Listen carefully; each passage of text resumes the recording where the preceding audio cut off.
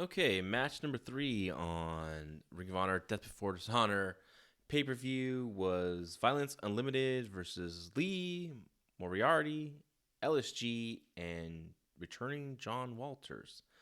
Um, this was an interesting matchup. It was supposed to be the future of the current, the past, and the future of the Pure Division, which is the current is LSG, the future is supposed to be Lee Moriarty, and the past was John Walters, the former Pure champion, versus VLNCE UNLTD. And this was interesting for many reasons. One, I think Ring of Honor was expecting to sign Lee Moriarty and you have him part of this Pure division, and a young guy to build up and build around and have on the company. But Lee Moriarty signed with AEW. He had a couple matches on AEW Dark or Elevation and did really well. And Tony Khan offered him a contract. And the way the landscape is, one, AEW is probably the hottest promotion in the United States right now, and the money's probably just a little bit better. I don't know the pay structure. What's going on there. I assume that AEW could offer more. And obviously, it did because that's where Lee decided to go.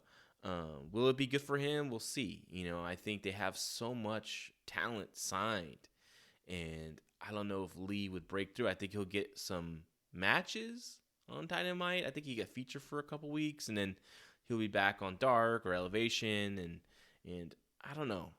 I think for a young guy, it's hard to turn on the money, because it's probably good money.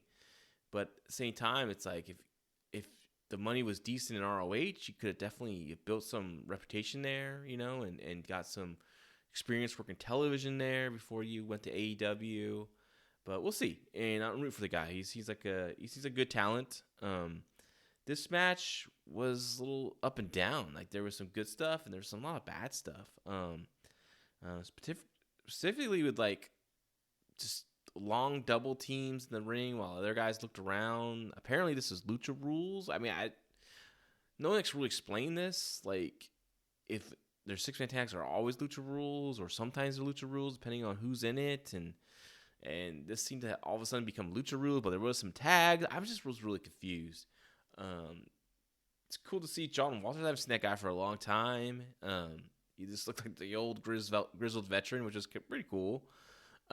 He tried to do these funky double team moves where he would like a Muda lock on both men or a Muda lock and a reverse chin. I don't know what the hell he's trying to do, but either way, it just took a long time to set up and look very clunky. This match didn't really have any kind of pace. Dickinson looked good. Tony Deppen looked good. I really like that kid. It just has a really funky charisma. Homicide was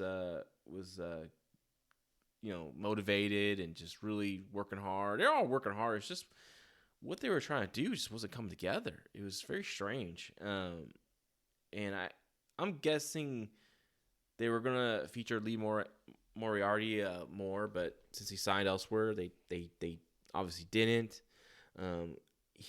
What he did here was fine, but also wasn't like, oh man, this is a hot prospect or anything. He just was good. He was fine. He didn't stand out to me, but maybe that was the idea. Like, because he's not gonna be there, let's not make sure he stands out.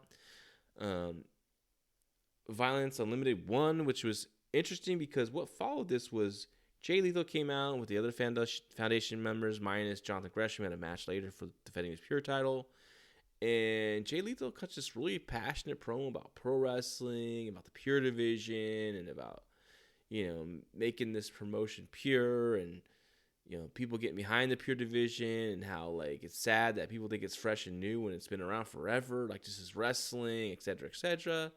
And he's putting over John Walters. He's putting over LSG. He even put over Lee Moriarty, who was, even though he's going off to another spot, like that was pretty cool. But I'm thinking, like, if they're really good over pure wrestling, why they put over VLNCE UNLTD in this match? Wouldn't it Pure Wrestling be the ones that win it?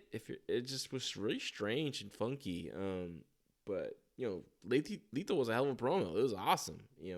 Got the crowd fired up for it. So It's interesting. It's interesting what's going to happen in the near future with Ring of Honor, and what direction you're going to go with the pure title, and the main event picture could be interesting when it comes to like violence and people not honoring the code of honor, which is a big deal, of course, in Ring of Honor.